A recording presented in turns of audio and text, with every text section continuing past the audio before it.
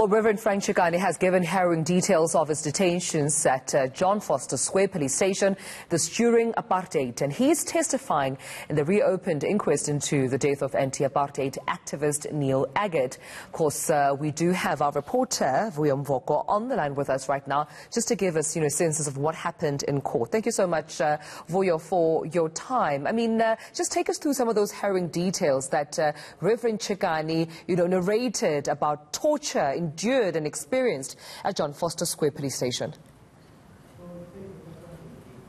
Well, he detailed how they would arrest him, typically how they would beat him up and would fall, and as they tried to so violently get him out of his home to take him to detention. And when he got there, of course, that is where the roughest moments were, and that is when they would torture them repeatedly. And it wasn't just him, it was of course several other detainees. It says from his cell he often heard screams of fellow detainees as they were tortured.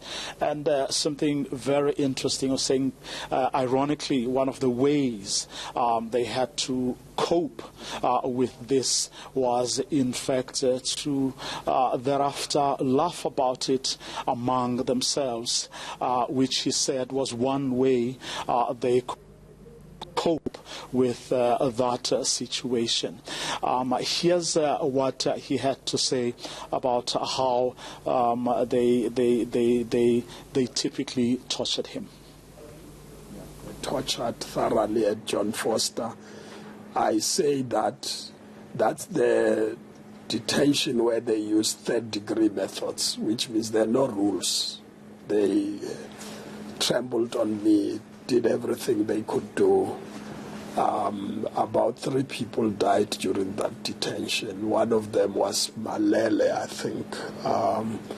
In the Biko chart for people who died in detention, you can see the names of the people in that chart. Were so tortured that when they released me 7 days later, I was completely disorientated. I couldn't even say where home was. They had to take me home, and it took time to recover from that. Now, he says it took time for him to recover from that. And I mean, Mr. V, I can still see almost even during his testimony that he's still traumatized. But what he went through at John Voster Square, talking about the traumatic experience, how he doesn't really want to relive, those experiences by rehashing them right now. But of course, he has to, under this inquest, looking into the death of Neil Aggett, but also talking about the verbal abuse that he also endured, saying that he's even reluctant to reiterate some of the things that were said to them. Yes, and that's how bad the situation was. But of course, also saying that he felt the need to come forward, even if it means reliving those horrors, because it's important for the truth to come out and for the families of the victims to finally find closure. And that is the reason he is here. Of course, he was then, after describing what happened to him numerous times, what happened to fellow detainees, he then had to come to the point where he had to speak about Neil Aggett himself, whom he says he didn't really know that well, but of course they bumped into each other a few times as they were fellow detainees at John Voster Square.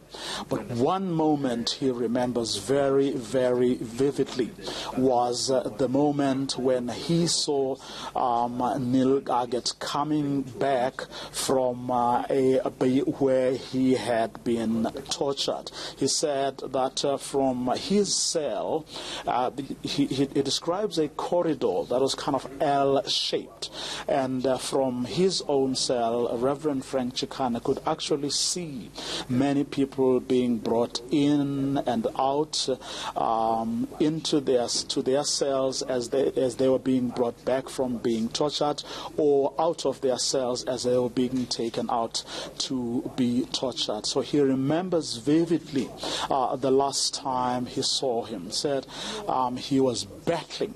He was really struggling to actually walk. In fact, let's listen to him in his own words describing what he saw on that day, which was the last time he actually saw him alive. That's the last picture I have of him, and it's not a good picture to talk about. But, I mean, I had seen him walking with the police before, normal, fit, and etc. But when he appeared from that corridor, because you hear sounds when you are in the cell, and then you go to the hole to go and see. It was interesting to see activity. And then I saw him coming with the police, struggling to walk, and he was bending forward like that, almost like he was not able to pick up his body. It felt like the time I was myself against my feet, and for hours, when you come out of it, you can't raise your back because it's painful, and he was struggling to walk. It was slow, almost like a patient who was being assisted to get to the cell. I looked very weak, in my view, and distressed. I'm trying to get words of describing that particular scene, because it was a few minutes until they put him into the cell. As I'm saying, it would have been like, B17 or B18 in terms of this structure. And that was the last time I saw him. It's quite, I don't know, sad, if that's the word I can use, Mr. V, to also just hear how he was quoted as saying that, you have these people walking in that look friendly, but you don't know that these are the people that are perhaps here to kill you or to torture you. And these are just some of the traumatic details that he's been narrating at this particular inquest. But what else is to follow within the inquest? Are you on a lunch break right now? What else is still to be expected? That particular torture, perhaps? Well, in fact, one thing that was interesting that Reverend Chikane said, like right at the end after describing how Neil Aggett looked the last time he saw him, he says, interestingly, the torture then stopped, at least for where he was concerned. And what also happened was that they then suddenly were allowed visitors, and that's when, for the very first time, members of his own family, Reverend Frank Chikane, that is, could then visit him in prison, and that's when he was able to do a few things, including giving a member of his family the power of an attorney, which then enabled them to kickstart other processes, which then tells you that for those who are familiar with Neil Aggett's history, here was a guy who was a white person, very privileged in South Africa at the time, but who went out of his way to help those who were needy. And that legacy continued even after his death, because once he died, fellow prisoners were then rights were extended to them, rights which were not extended before. So even in death, he was actually able to still do good.